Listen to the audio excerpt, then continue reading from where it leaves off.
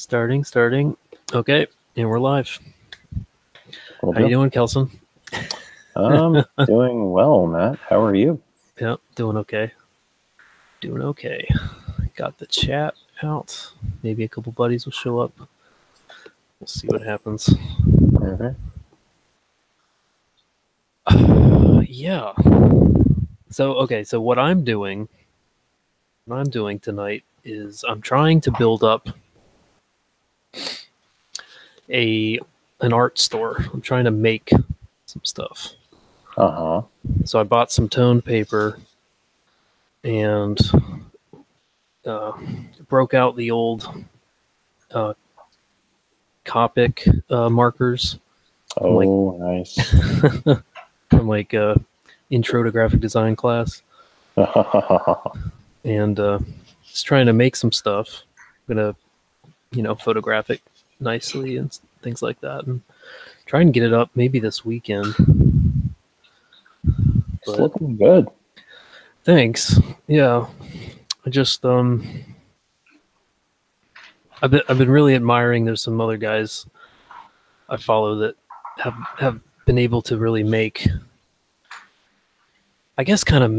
social media work for them by sharing original art that's physical and buyable, so that they're not just chasing likes, and follows, but they get all that. Plus they gotta, they can sell a print or an original for actual money. And when I realized they were doing that, it all just kind of made sense to me. So I figured, why not do some of that? Yeah, it's actually when you were showing the other drawings a minute ago, I was thinking it'd be kind of cool to see you do like a custom comic panel, maybe one that was properly or ironically oriented as such, and wrap it around a mug. Oh man, that's not a bad idea. Yeah. Have like Mira and Tin Head arguing about something food related. Oh, what's up, Codell? Thanks for tuning in, buddy. Yes, what's up? Everybody can hear each other tonight. Yeah, we got the audio working. I'm going to be drawing. I got my buddy Kelson here. I got some supplemental. Let's see if I can, let me switch over to it. Chat about what you work on. Well, no need to put it up, but if you can read it, that's fine. Yeah, okay. Yeah, we can do that too. Well, so what do you tell our fine listening audience what you do creatively, if you want? Well, I do draw occasionally. I'm just wildly out of practice with it, but most of my creative energies at present are focused on writing, creative writing. And I have a fictional fantasy world with a lot of sci-fi elements that I've been working on for a number of years, and I'm working on a book set in that world, which hopefully will be the first of several. Yeah, and I've had the chance to read a decent number of chapters of what you have so far, and it's pretty fun stuff. Thank you. It's always nice endeavoring to make it better. Yeah. Well, it's nice to I can't tell you the last time I read fiction, which is sad. So it's nice to I mean, I've told you before, it's good to retrain that muscle, that mental muscle of thinking about how fiction needs to be paced and how characters need to develop in a novel, as opposed to a comic or a movie or something, Yeah. TV show. Actually, it's a lot of the content in the books is actually factually rooted. Reading through the facade and the portent should help work out that muscle a bit too, because they are most definitely written as fictional dramas. Yeah. Oh my gosh, we could talk about that. I've been where am I? I'm probably like 40% of the way through. the facade. Have they gone to the second facility yet? Let me put it that way. They just landed, talking about forests and stuff. Yes. So the incident on the landing strip has already occurred. Yeah. I'm choosing my words carefully so as not to drop too many spoilers. Oh, it's insane. Like, that was some of the most gruesome prose I've ever read. I know. It was really tough. I struggled to get through a good portion of that chapter. Did you? Yeah. Okay. I'm not the only one. I don't know why, but it was more visceral than. I don't know. He's just really good with descriptors, I guess. I believe the subjects involved were a factor, but at the same time, that gives me a scope for what Defender Publishing is prepared to tolerate and stuff that they will publish, which gives me hope for if I was ever going to seek out an actual publisher, I might be able to go through someone like them. Yeah. Yeah. If they're going to publish, so that chapter, and then the one a couple previous to that with the the seduction chapter. Oh yes. Yeah. I mean, I had to kind of like cross my eyes and just kind of skim, just kind of blur my vision a bit and be like, oh, okay, yeah. All right, I know this happens and that happens. Yeah, I was I didn't know he had that kind of versatility. Heiser, it's funny. I'm still, my favorite is, when he gets to like talking tech and talking like building this weird world he's drawing me into. Like, I mean, that's why I'm there. Oh, absolutely. So that's what excites me the most. Yep. But he's good with that other stuff too. Yeah.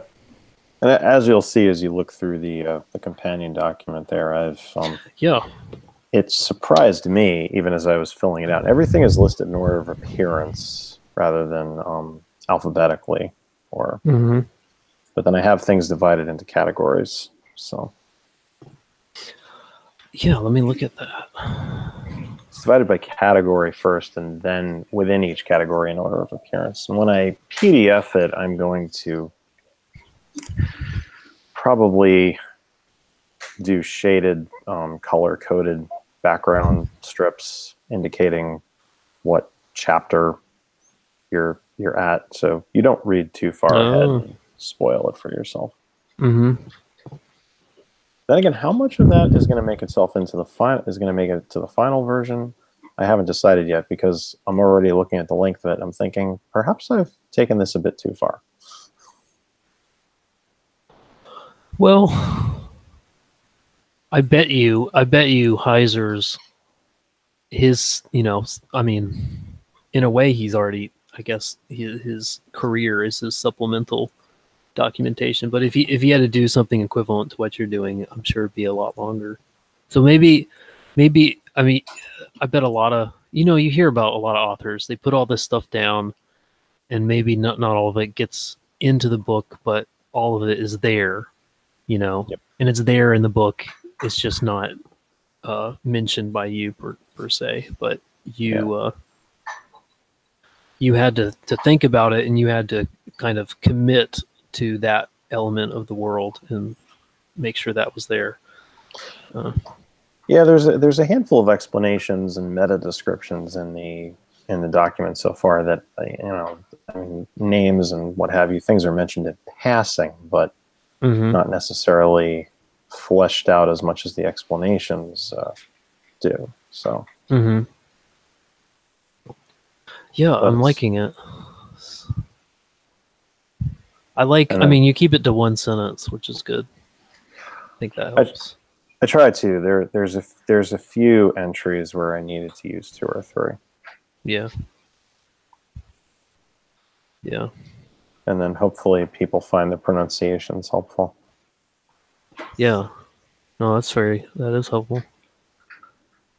But even then I realized I need to be more specific than that, So I either need to rethink how I write the pronunciations or perhaps generate some kind of a key, because some of the ah sounds are like ah as in aha, and some of them are ah as in blah. Yeah,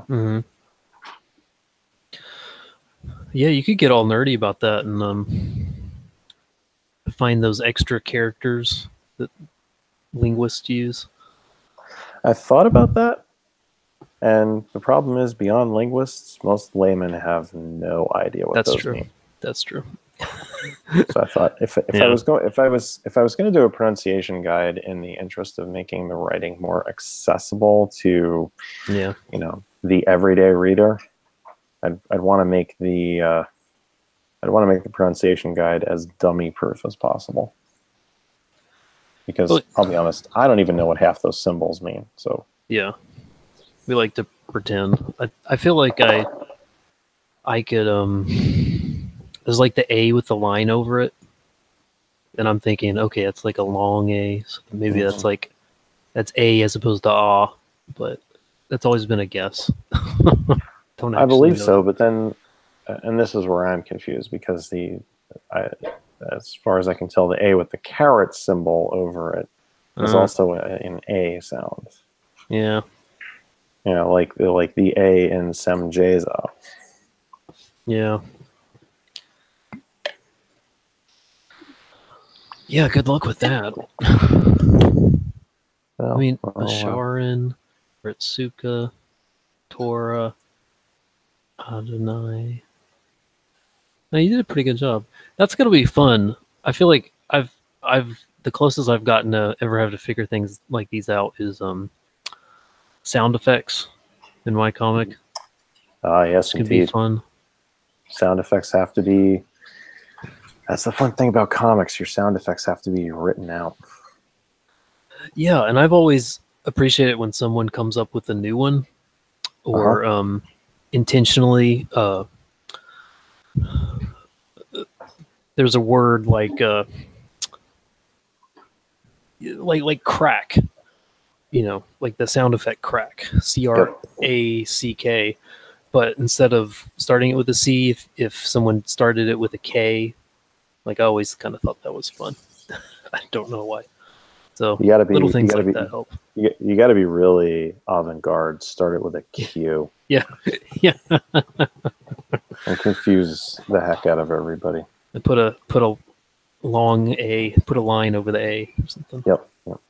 And make sure to have at least 16 R's all connected with dashes. Yeah. Yeah. And have that one word do every sort of warping transformation from end to end that first-year typographers are told never to do. Yeah. Just like warp the typeface. Mm-hmm. Like someone got paid good money to figure out exactly how wide each letter needs to be, and I'm going to ignore that. I have dabbled with font creation. Oh yeah, yes. I actually I had created an original family of typefaces in senior year. It was actually one of the senior projects we had to do, and I just created it to go along with my music branding project, so that I was killing two birds with one stone. And I liked it so much that I created a Tangwar version of the font. Oh, cool. Wait, that's... Okay, Tangwar. I'm looking through your supplemental. No. No, okay. Tangwar is Tolkien. Okay, it's the characters that the elves write in. Oh. Very nice. You can use it as a cipher for writing English. Or if you're so inclined, you can learn Sindarin or Quenya and write in one of those dialects. Is cipher when you find things that look close to each letter in the language that you know, and then you fake it, I guess? Yeah. Okay. It's basically a visual code. Yeah. Like every character represents a letter, but you're still writing in English. Mm-hmm. Mm-hmm. I'll put it this way: there was quite some time ago. On I saw a Facebook post. I think Craig had shared it, and it was this very complex tattoo, and it had a whole host of nerd crests and emblems all mashed together. I mean, there was like the Triforce crest from Legend of Zelda. There was, I think, either the Rebel Alliance or the Imperial crest from Star Wars. A whole bunch of different stuff, and there was a message written across the top in Tengwar. Oh, wow. And if I remember correctly, I think Craig's comment was, well, I just hope that says Fus Ro Da, or something like that. And I looked at it, and I had to refresh myself because it had been a while since I had read or written in Tengwar, and I wasn't like. And I started decoding. It's like, I solemnly swear it's the Marauders map incantation. Oh, nice. Beautiful. It's like, no, that's going meta. You write out a message from Harry Potter in Tengwar. Yeah, that's one way to be up to no good. I don't know if Tolkien himself would approve, but yeah. That's like the ultimate what's that movie that came out like 2 years ago that tried to be like the quintessential 80s reference handbook cinema phantasmagoria experience. You know what I'm talking about? Like, I think the Ninja Turtles were in it, and drawing a blank. The robot from Ready Player One. Yeah. Ready Player One. And that was based on a book. Yeah. That was based on a book. Which was even more. I still haven't seen that. And that would be one I'd be interested in seeing. Yeah, I think the movie might be better than the book. I think. That would be a first. Yeah, well, I think the hype. I mean, I could be biased. I probably am. I listened to a podcast of a couple like grumpy guys. One of them's from Mystery Science Theater, and he went through him and his buddy, a writer on a new show he has. Like, I guess they're trying to do the book equivalent of MST3K. And so they went through that book a chapter at a time and just kind of lambasted it, and it sounded pretty nice. A difficult read. And everyone loved it because it was, the timing, I guess, was incredible. But yeah, I don't know. The movie sounds pretty good, though. People said it was all right. Even people that didn't like the book. So I guess it takes a certain level of self-awareness, or to just spend enough time on social media as you're writing on something or drawing something, and as you're creating or composing, you're thinking to yourself at some place in the back of your mind, I can already see the shit posting memes that kids on Facebook would create about this. Yeah.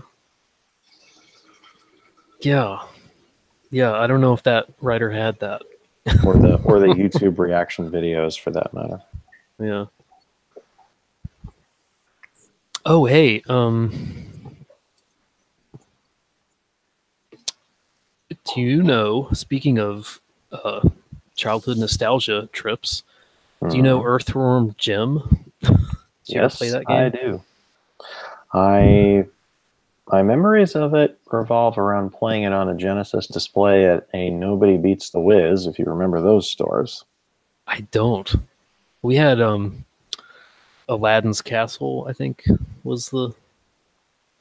We talking like a arcade type place? Or? Well, Aladdin's Castle was, I remember seeing that video arcade at a couple places, but no, Nobody Beats the Whiz was an electronics store, and there were quite a few of them around New Jersey at the time. Oh, nice. Well, the creator of Earthworm Jim came up. He came up with an idea because he can't. He doesn't own the rights, but he's to Earthworm Jim, and I guess this is his first like crowdfunded book, and he was trying to bring in a lot of artists, Bigfoot Bill, a lot of people, who are fans of that, but don't know that he's a comic artist. But they're like, "Oh yeah, I played that video game." So he came up with Bigfoot Bill, which is I can definitely see the reference is quite strong. Yeah. He's just definitely trying to. So he crowdfunded it, and I got it yesterday in the mail, and it's a really solid book. I haven't even read it yet, but I like the way the logo is done on the front. Yeah, wasn't that nice? It's a juxtaposition of cartoony but at the same time kind of serious looking. Yeah, like kind of a work of art, kind of. Just trying to put a lot of value into it. What did he do? He did. He's such an idiot. Instead of making more money with this crowdfunding campaign, I think he raised like $120 something thousand, but he only made like 30 or 40 in profit because he made all this dumb swag. I haven't even opened this yet. Collectible trading cards. Oh, nice. Oh, I recognize that metallic face. Foil. Yeah, he just kind of repeated the stuff. But apparently this costs like $1 to print, and I don't know. So he just kind of overdid it. But he's a really good artist, and I really like the way he like kind of chops out the form, sort of like the angular features. That was that was a very difficult platformer because everything was so random and not clearly defined. Mm-hmm. And I mean, I remember making it through the first few levels and then spending an hour just wandering around trying to figure out how to get to the next place. Yeah, I've heard him say like he tried to make the game hard but fair, but from what I don't remember really playing it as a kid. I was just aware that it existed, but from what I know, I don't know. I don't remember a lot of kids getting past the first couple levels, so I don't know how fair the game was. That was one of the tougher games in my opinion. Now, on the other hand, Vector Man, I played that all the way through. Oh, nice. That one was a lot less confusing, but it had more of a kind of a pre-rendered style, not quite so cartoony. Doug actually had a after Earthworm Jim, he did a I think it was a claymation, kind of like a Myst game of like going into rooms and I guess like puzzle room game, but all photo based of claymation animation, and it was really weird. I watched a Let's Play. Sounds oddly familiar. Yeah. Let's see if I can remember the name of it.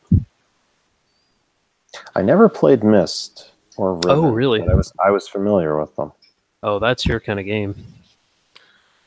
I played through that at Ringling. I played as a kid, and I didn't get far, and then I played through one summer.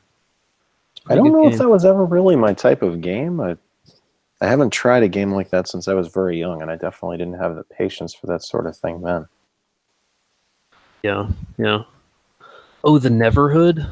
Does that sound familiar? The Neverhood. No. Let's see if I can. I'll give you. Where's the.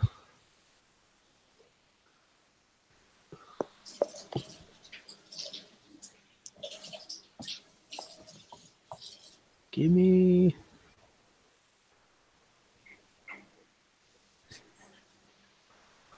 So he did like this in the 90s. like totally 90s game. And then he did this like 4 years ago or something. Which I really want to play Armor Krog.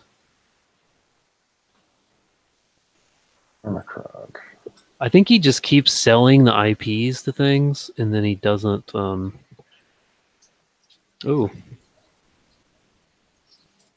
then he doesn't have the license to it anymore, so he keeps trying to make sequels to things that are clearly ripoffs, but just different enough to not get sued. Yeah. So I think that's what he did with this. Oh man, that's so cool. What as 90s as you can get. Yeah. Actually, we just got a speaking of classic claymation, although it's not really, it looks like claymation, but it's actually I guess the characters are actually just animated foam puppets. Oh yeah. It's an old actually mildly Christian themed movie that we picked up.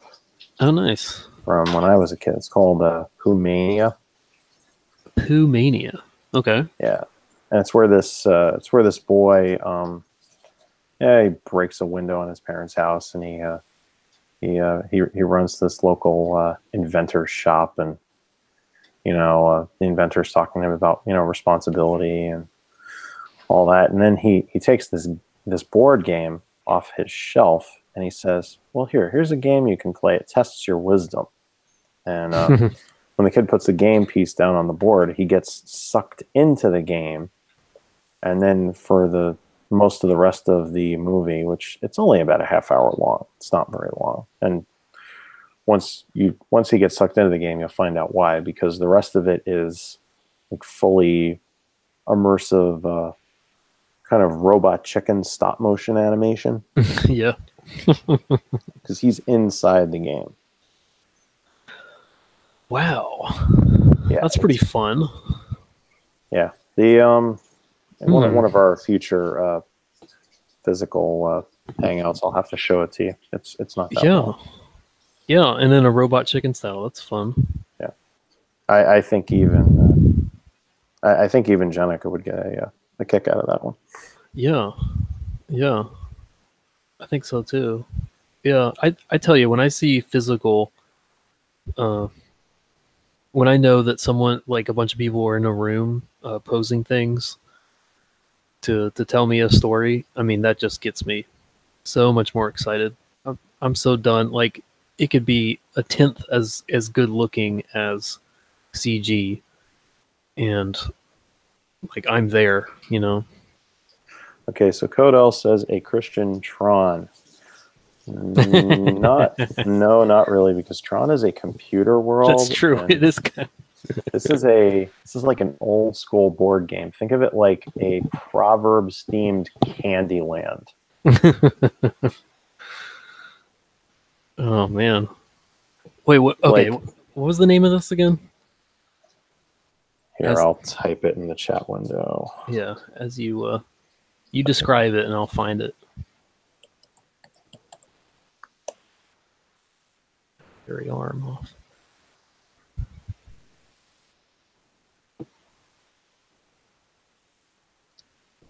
Yeah, so you run a simple search, it should bring up like the some of the promotional artwork.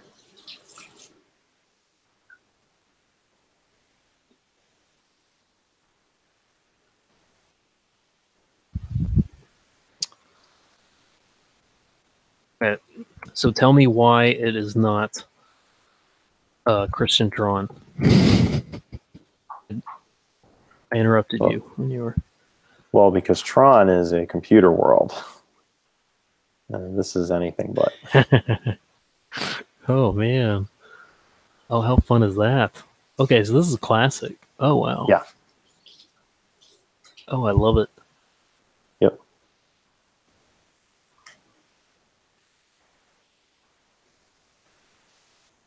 Yep, that would be the inventor's shop. Oh my gosh. That's when he's inside the game. Oh. For the kid, it reminds me, it looks like they're doing that uh, that Portland, Oregon studio that switches out faces instead of smushing them. That poor kid's head.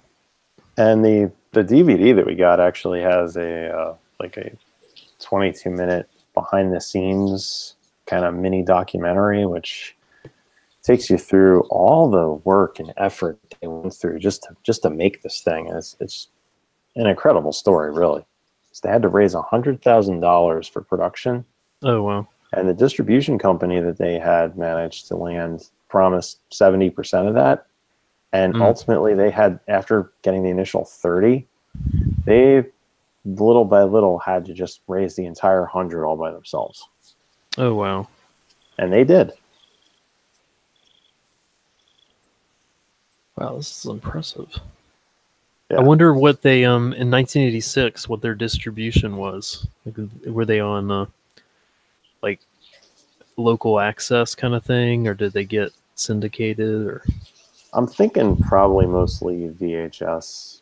oh yeah, Stuff like that. I mean, there was a market for stuff like this on VHS and Christian bookstores.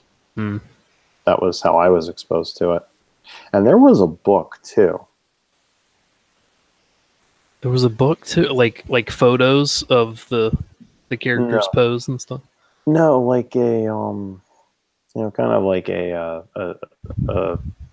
children's novella, if you will. Okay, nice. So that's smart. I'm not sure it was long enough for a novella. I mean, it's one of those books where if you read it when you're 7 years old, it seems like you're reading a novel, and then you read it as an adult, and it takes you 2 hours. Yeah, sure. Yeah, teaches you how to read. Yeah, it does. It kind of looks like the kid, don't it? Yep. They did a decent job there. That's cool.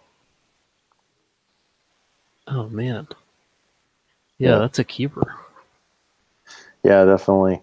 And so just trying to make sure my daughter experiences all the classic stuff.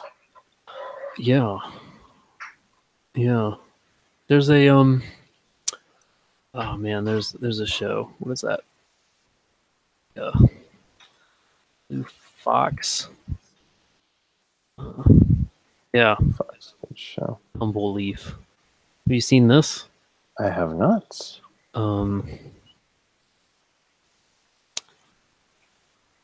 I'm pretty sure this is also. I think they're yeah.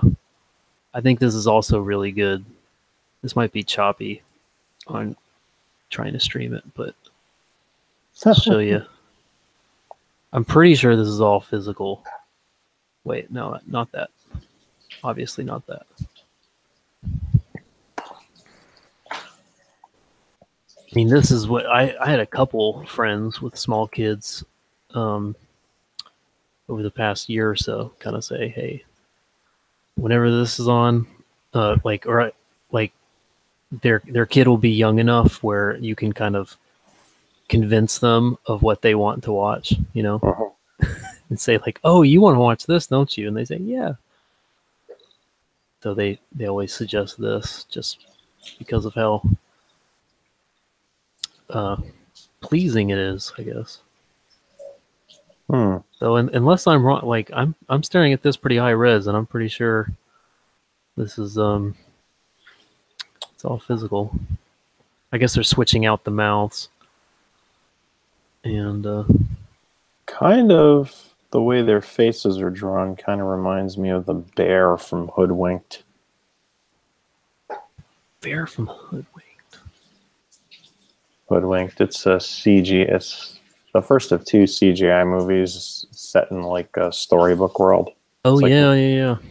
Mm-hmm. And the CGI is so horrendously dated. I mean, if you watch it, it looks worse than Toy Story somehow. Mm-hmm. But it is just, to me, it's just hilarious. I watch the movie, I sit there and I laugh. Yeah. Yeah, that's pretty. Yeah, Hoodwinked. That's a pretty good one. I remember Goes without seeing image saying. of it. But It goes without saying. I have that on DVD too. nice. Yeah. What's one that, man, at Ringling there was a, oh, Codell, daughter loves Tumbleleaf, Yep. raising her right. Nice. Man, it'd be so cool. It'd either be a massive pain, I mean, with any of these projects, it'd be a massive pain to work on something like this. I'm sure they just got like storage closets full of, I mean, everyone has to be OCD to work here to keep up with all the tiny little things.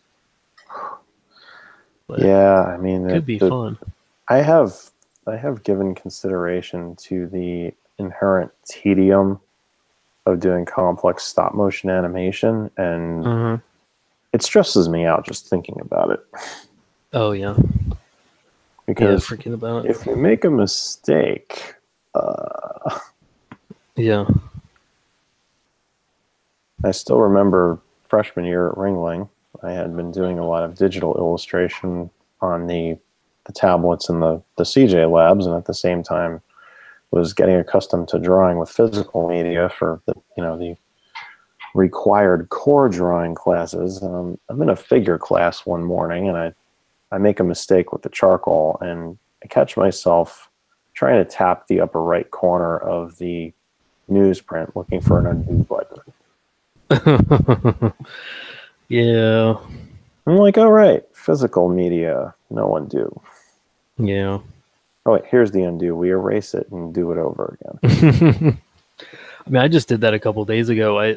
I got to a stopping place, and I was like, okay, I need to save before I mess this up, and then get started on the next phase. And I was like, then I realized, wait, I can mess this up at any stage. Like every stroke, I can mess this up. Yep. It's always kind of freeing in a way. It's kind of nice. You either learn to enjoy the man, I'm gonna get so many copyright strikes in this video. You either learn to enjoy the failure, I guess. The trick is to flip your computer screen so everything is backwards. Yeah, that would be the trick, wouldn't it? Probably. That would be the trick. I wish I knew how to do that. I just looked up Harryhausen because I heard someone told me that he didn't know how to or they didn't have the technology at the time to register. I guess they used to put pins in the models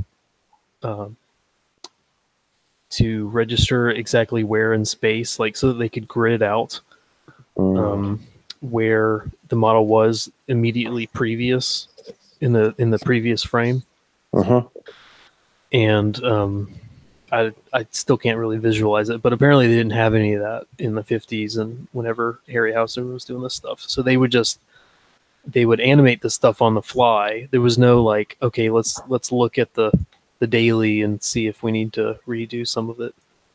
It was like every animation was a one shot, and if you didn't like it, you had to start over completely.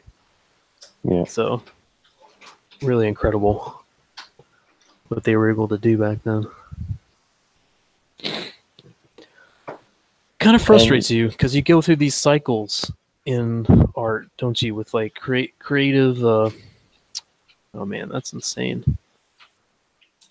Where like a new medium gets discovered, and a market for that medium gets discovered, and there's like a golden age of people pushing things, making a lot of mistakes. There's a lot of failure, a lot of success, and then people get used to it. The market gets used to it. It has expectations.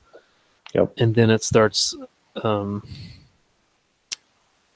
guess the market gets in the driver's seat a bit more, and maybe risk taking goes down, predictability goes up. Yeah, and then it dies out for that reason. Yep. And then the next generation has to figure it out. Oh man, it's so weird.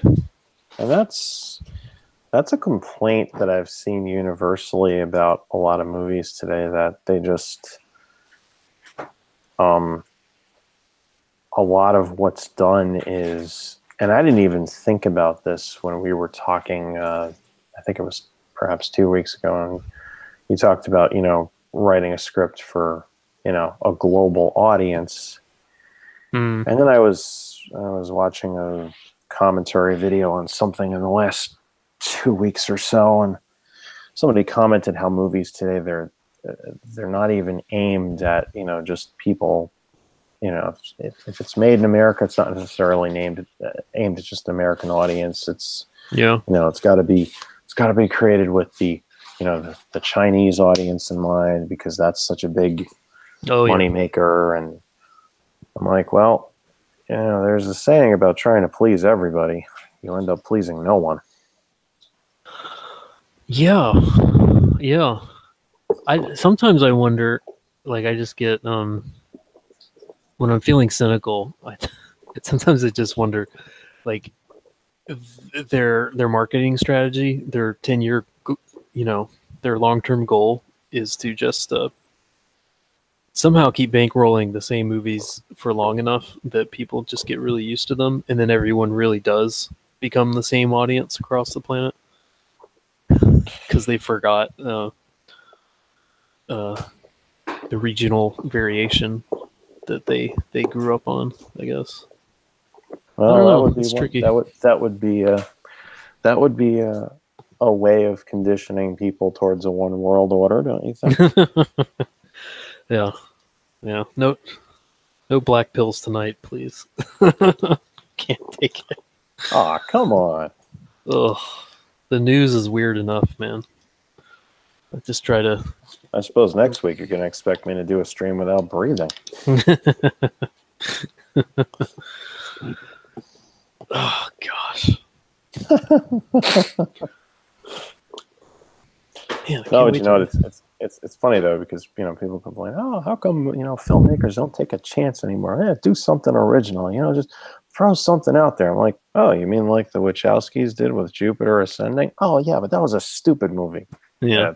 Have you actually seen it? No, I just heard it was really stupid. Oh well, it's good to see you form your own opinions. Yeah. Mea culpa. Yeah, but you haven't called it stupid. Yeah. Wait, was that the one with the multiple timelines? People kind of almost kind of being Tom Hanks is being reincarnated. Nope.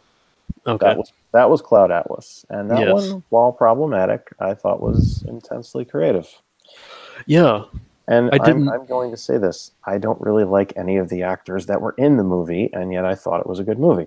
Yeah. The only reason I didn't finish the movie is because I was on an airplane, and I knew, I was like, this movie's like 4 hours long, and there's a couple other things I know I'd like, and I'm just going to switch over to that, and I'll finish this at another time. But it wasn't. Yeah, I appreciated the risk. I really did. I like the reveal that they do because you come to realize that the present day is actually, the timeline set in the future with Tom Hanks and Halle Berry, where they're kind of living like primitives, but her people are advanced. Mm-hmm. And it's it's like at first you just see people living very primitive, and it's like, 90 winters after the fall. So you're like, okay, you accept this as some post-apocalyptic, kind of almost like an appropriation from the time machine after the lunar fall, when the hundreds of thousands of years later the Eloi emerged. Yep. And this is kind of like that, but you're still dealing with humanity. It's not like humanity had to re-evolve from scratch. Mm-hmm. Yeah, they still look like people, but... And then just out of nowhere, he's like, oh, these people come skipping across the water in their ships. And it's like out of nowhere, here's this freaking Star Trek looking hovercraft just coming across the water. It's like, hello. Yeah. That's a surprise reveal. Oh man, you kind of make me want to finish it, because I have no idea. I I could feel the heartbeat of the pacing, I guess, and how they're leading towards something, but I don't know how you finish a movie like that. So it's got a worthwhile ending. It's yeah. I mean, like a lot of the characters' endings are very sad. Like San Mi's ending is horrendously tragic. Oh, I'm sure. Yeah, Especially that's like the dystopian level. Of well, especially when she realizes exactly what she is. Yeah, I got that far. That was really sad. And but ultimately it does have a good ending. I just you know, I can't see Hugo Weaving in anything without just saying Mr. Anderson. Yeah. Yeah. Which fun fact, are you familiar with Babe? Yeah, the movie with the talking pig? Yeah, of course. Okay, so you know Rex, the mean father sheepdog?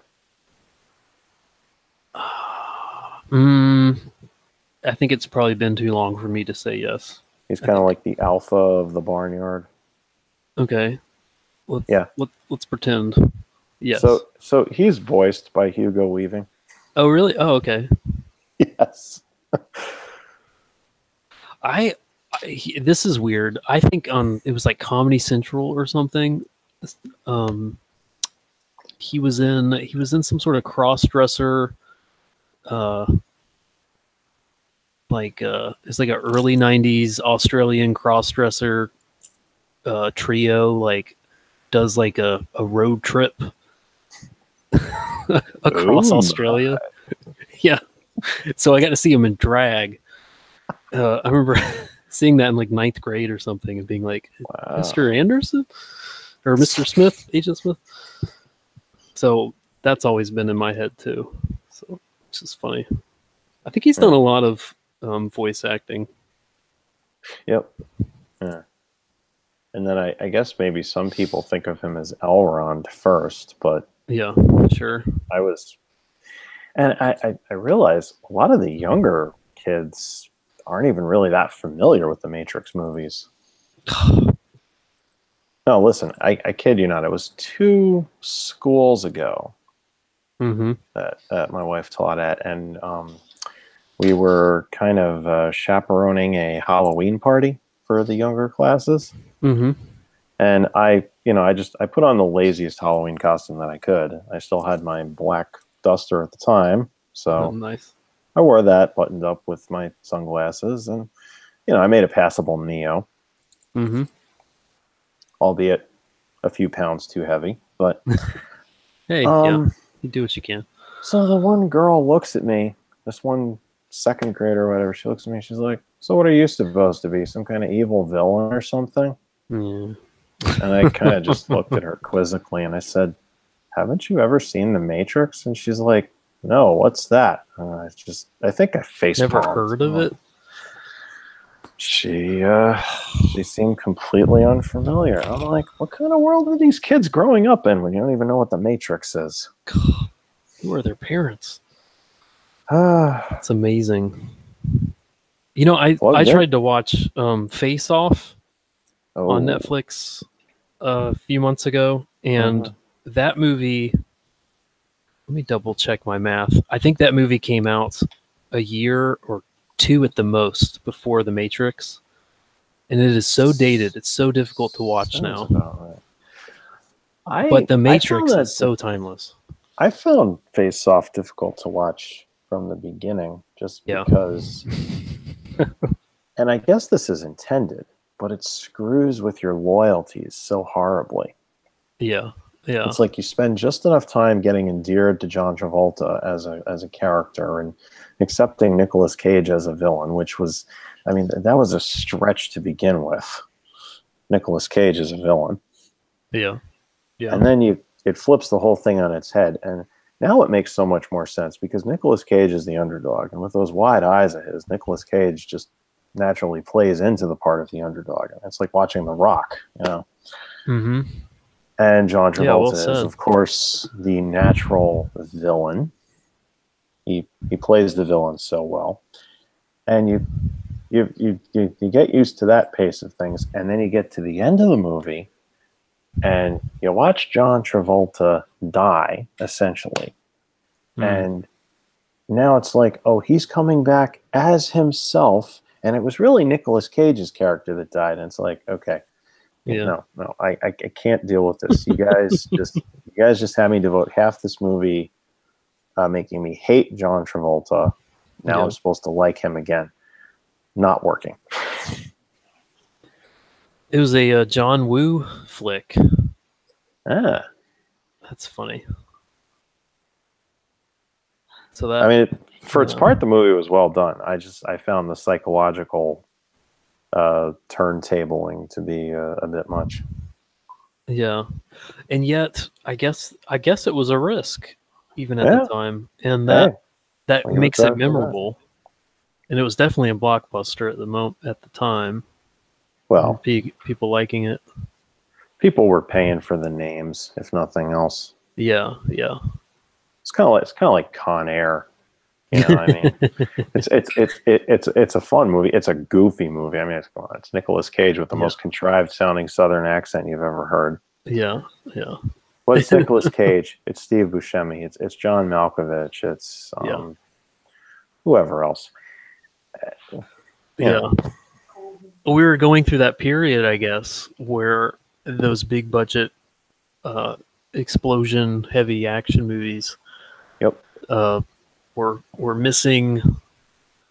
They had become so institutionalized, I guess, that people were they were still making them, but I think the sun was setting on that format until The Matrix, until 2 years later, 1999, The Matrix comes out, and that's, I mean, you could just kind of set that's a place on the calendar you can circle, you know, movies before The Matrix and after.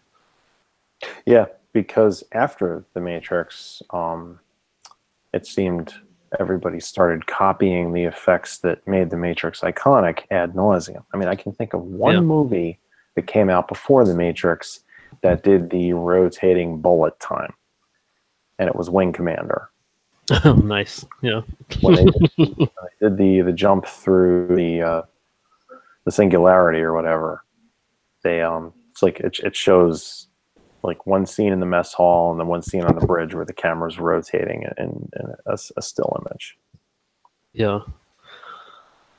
But I mean, even that was a minor, like maybe a 20-degree shift as opposed to the 270-degree shift that you see loop around Keanu Reeves when he's dodging bullets on the roof. Yeah. So yeah, that was a whole new thing. They took bullet time all the way to 11 right out of the gate. Yeah, I'm sure they invented technology just to make things work. And those end up being some of the best movies. Kind of like it's like the movies that get first post on film techniques. Mm-hmm. Like, I mean, a lot of what made Star Wars: A New Hope so crazy good was, you know, all the risk and hardship that had to be taken and endured and overcome just to make the movie. Yeah. And I mean, Star Wars itself, I mean, even before the new movies had grown, even before the prequels had grown to such legendary proportions. I mean, people, except for, you know, the hardcore fans, they don't remember that, you know, I mean, you want to talk about humble beginnings. The first movie almost didn't make it. Yeah, because we were in that that waning creativity phase, I guess, where it didn't fit the mold, and even though Hollywood was going through its cycle of diminishing returns on, you know, Taxi, Driver, or whatever, and depressing like post-Vietnam existential flicks. Yep. Positive, upbeat, you know, 50s serial adventure. And they had, I mean, Star Wars for its time, it was a very different take on science fiction than what people were used to. I mean, they were used to the Buck Rogers, Plan 9 from Outer Space, Attack of the 50-Foot Woman, stuff like that. And here you take kind of like a hero's journey fantasy quest and you set it in space with spaceships, and they're swords, but they're laser swords. So, you know, it's, yeah, it was a merging of sci-fi and fantasy that I don't think had really been done previously in cinema. it really makes you wonder about what are the new genres that are going to be blended to really, you know, rocket storytelling in the near future. Like, what's really going to be the next tentpole? That's a good question, approach? Because I was thinking about this. Part of the problem is because the entertainment industry has grown, it's hit such an exponential curve in the last couple decades. Yeah, we've reached the point of, I feel like we're exceeding carrying capacity when it comes to ideas.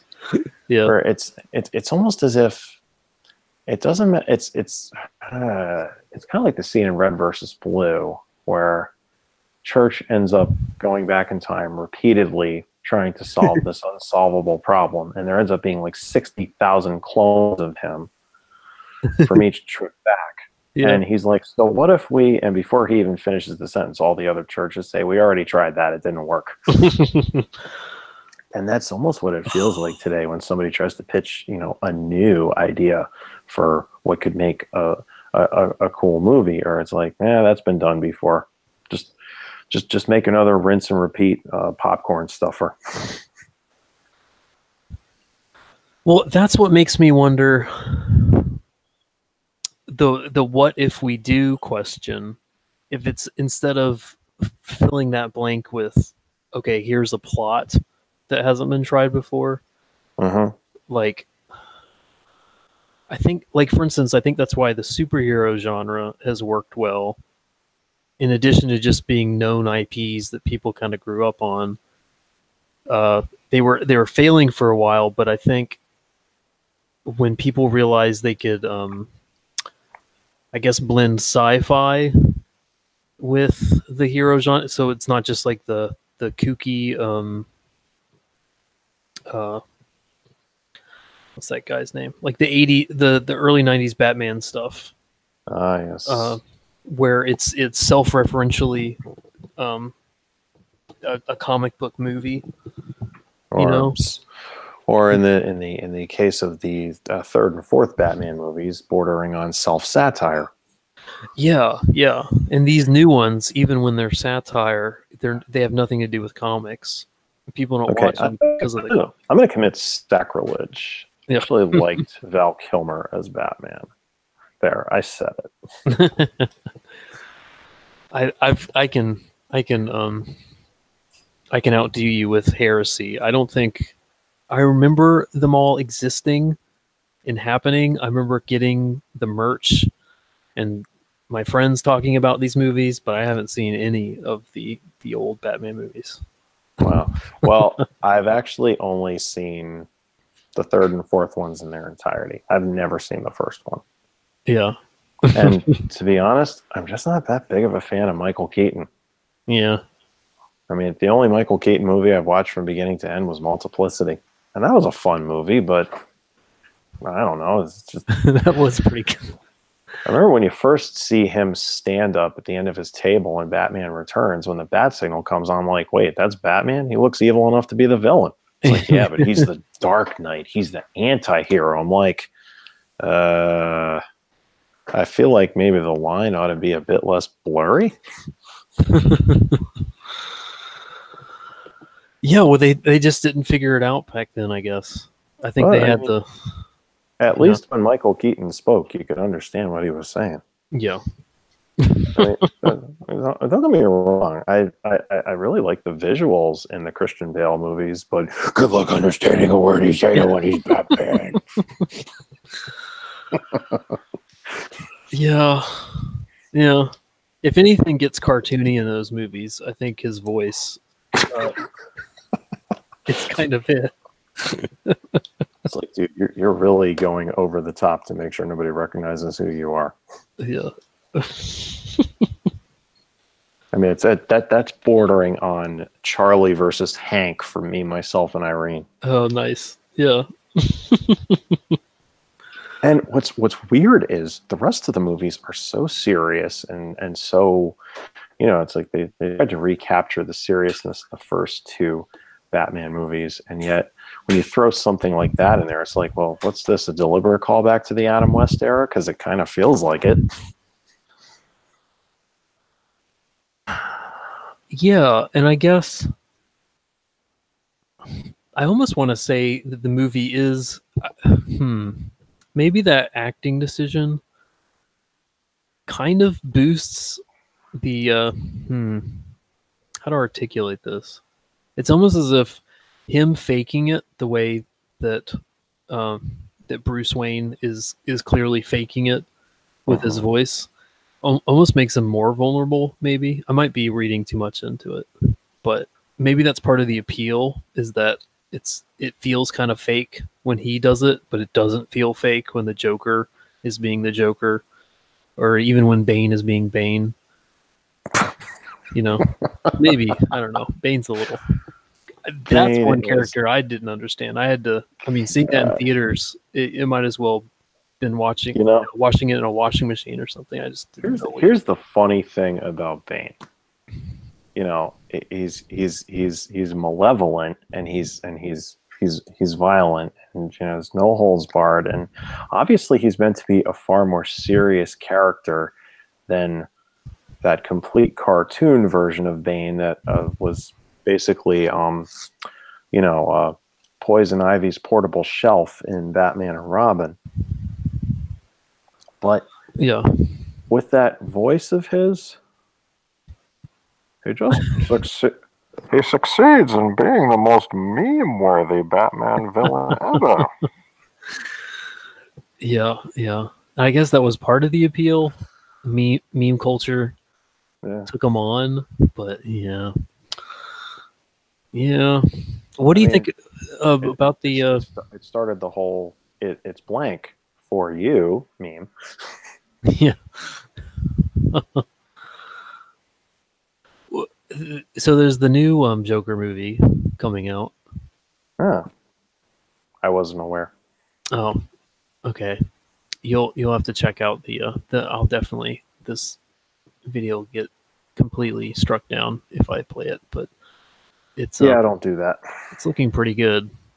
I think you might like it. So I guess they're rebooting again. I don't know. It looks like an origin story for the Joker.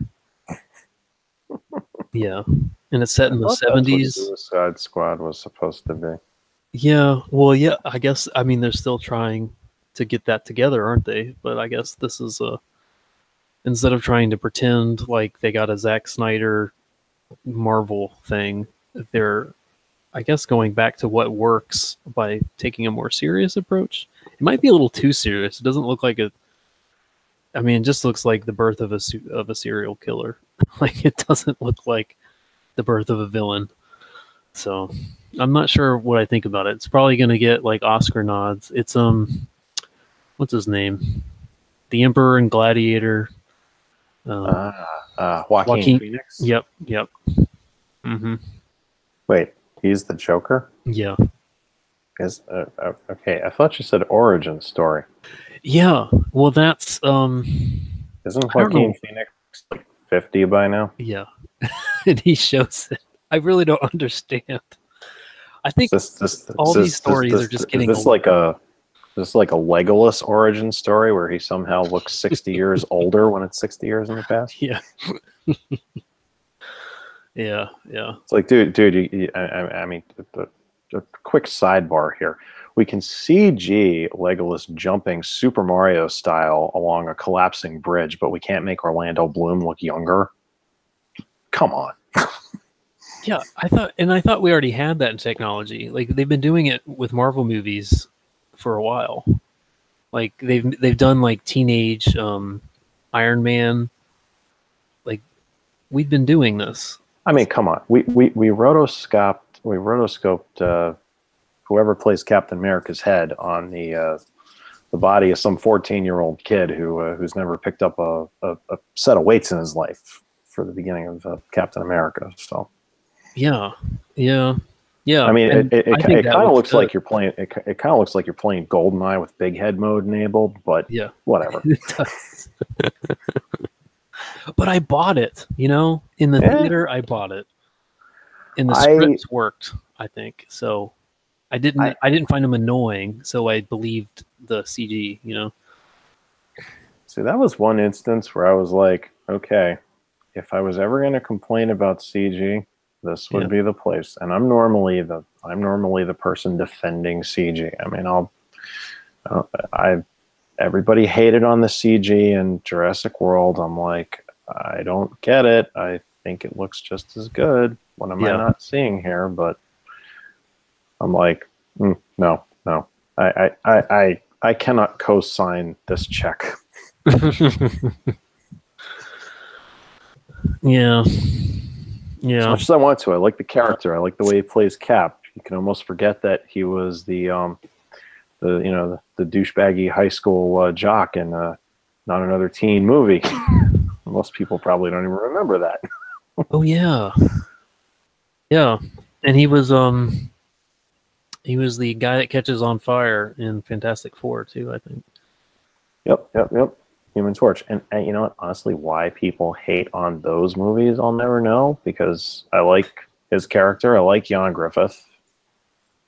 If you want to see Jan Griffith at his full potential, watch like Amazing Grace, where he plays William Wilberforce, or watch the Horatio Hornblower series, which is a great series of I've heard of that. Like it's a great naval series where he's a naval officer. It's kind of like Sean Bean with the Sharps series, where he was a rifleman in the for the British in the Napoleonic War. Oh man! I mean, it's a series of movies where That Sean really Bean cool. doesn't die. Yeah, that sounds really interesting. That might be the next thing I watch.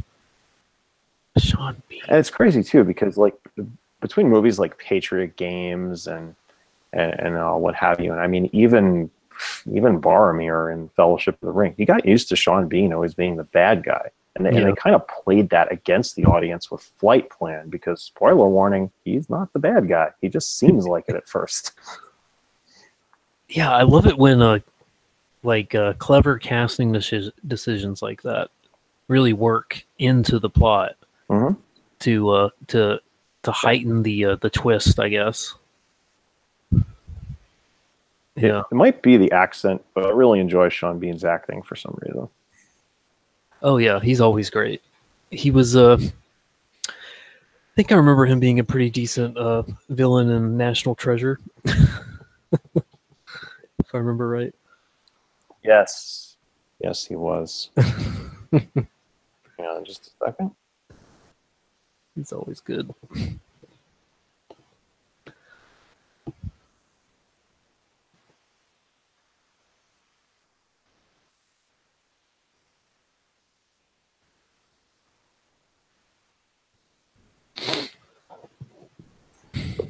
Okay, sorry about that. No, yeah. We were getting a few too many irons in the fire bandwidth-wise. Yeah, we're doing that thing where we're enjoying all the thoughts in our head. And they keep feeding off each other. Oh no, I wasn't talking about that. That's just how we roll. I was talking about the internet on my end. Oh really? Oh, gotcha. Oh, so you meant literally. Gotcha. Yes. Quite literally. Okay, well it's almost 11. So indeed it is. We can wrap it up this time. Yeah, I think so. It's been a productive chat, I think. It's been good talking to you again. And yeah, most definitely. Before we go, yeah, I simply must know about this this ogre-looking thing in this this drawing of yours. I was just screwing around. I drew the sketch over lunch break, and then I inked it over dinner. Okay. And I don't know. Like, so I'm just trying to make stuff, right? Okay. And I was getting excited there for a moment because I'm like, I know you said the cult worships a pair of watchers. Are they doing more genetic hybrid shenanigans? Because that would be awesome. oh man, you know what? I didn't even think of that. Well, Yeah. see, this is one of the things I want to explore. Is there's a lot of stuff like your supplemental material. There's a lot of supplemental material that I haven't had a chance to draw yet because it's not specifically on a page yet. Sure. And I need to sit down and explore that stuff. I need to know where I'm going towards. But I don't want to just doodle it without, I don't know. I don't want to take time out of my day to doodle something when I could just be, hanging out with my wife or actually drawing a page. It just doesn't feel productive. But if I do a physical version, I can potentially sell it, and I'm exploring at the same time. So I can see your point. It makes sense. I can see your point, but as one artist to another, I would totally encourage you to devote some time to doodling because Okay. when you free yourself, this is actually how I've done some really good writing and occasionally some good drawing. When you free yourself from the obligation to produce something finished quality that's marketable, Yeah. you'd really be surprised what you can come up with. Yeah. I mean, you're right. You're right. It's just been so long since I've thought like that, but you're right. It's sad because even my hobby, my pastime, is I'm thinking of it non-create. I'm thinking of it the same way as I would my day job, and that does get old sometimes. Which is probably why I'm venturing into alternative stuff like this. Yeah, and I mean that's good. But I would, Yeah.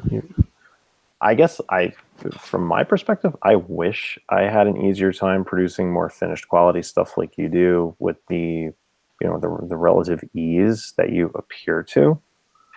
I mean, I have a ton of unfinished and very rough sketches, but and sometimes I have to remind myself there's value in those. I mean, I'm never going to sell them, but it's like a wealth of ideas that I can pull from and think on.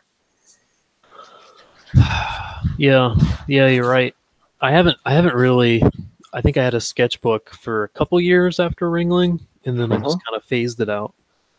But I'm actually that's how I plan to get back into drawing because it's like with Kelson, with the other characters, I have ideas for what they want to look like, but it's going to take me time to refine it and refine my own style to the point where I'm satisfied with it from one angle, and then I have to explore all the others. Yeah, and it can only get you more interested in your story, I would think. Well, yeah. I mean, as it is, when I write scenes, I kind of visualize a lot of the stuff playing out like it's a movie scene, and then I try to describe it with words as best I can.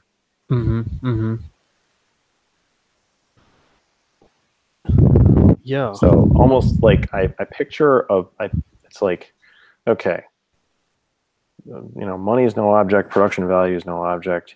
You could make your story look like the coolest cinematic blockbuster ever. Visualize that, which with my imagination, I have an easy time doing. Okay, now describe what you just visualized like you're novelizing a movie. And it comes through in your writing, I would say. Like you have a good sense of